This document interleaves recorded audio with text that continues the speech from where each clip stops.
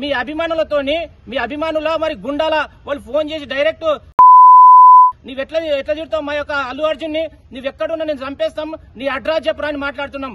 అరే మేము భయపడడానికి మేము అల్లాటప్పగలం గానీ చట్టం ప్రకారం చట్టానికి ఈ వాస్తవాలు చెప్పాలనే ఆలోచనతో మీరు పోలీస్ స్టేషన్ కి రావడం జరిగింది. అల్లు అర్జున్ మేము కనీసం 15 మంది వస్తే నేను తట్టుకోలేకపోతున్నావు, జీర్ణించుకోలేకపోతున్నావు. ఉస్మానియా యూనివర్సిటీ ఉన్నటువంటి 8,000 మంది విద్యార్థులు, తెలంగాణలో ఉన్నటువంటి 30 లక్షల మంది విద్యార్థులు నీ ఇంటి ముట్టడి చేస్తే ఎట్లుంటుంది పరిస్థితి? నువ్వు పెద్ద హీరో కాదు, నువ్వు జీరో అని ప్రపంచానికి తెలిసిపోయింది. ఇప్పటికైనా ఒళ్ళు దగ్గర పెట్టుకుని మాట్లాడు.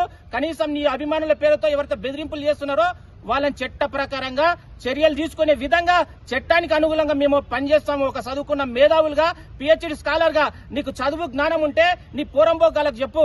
లేని పక్షంలో నీవు ఈరోజు 1500 మంది అన్నావు కదా, ఎన్ని వేల మందితో ముట్టడి కార్యక్రమం చేసుకున్న బిడ్డ ఇప్పటికైనా ఆలోచన చెయ్యి. ఎంతమంది తిట్టించినా మాకేం కాదు, మా ఇంటికి ఇట్లా ఏం కాదు. బట్ చట్టాన్ని గౌరవించాలి. చట్టం పరిధిలో అందరం సమానమే.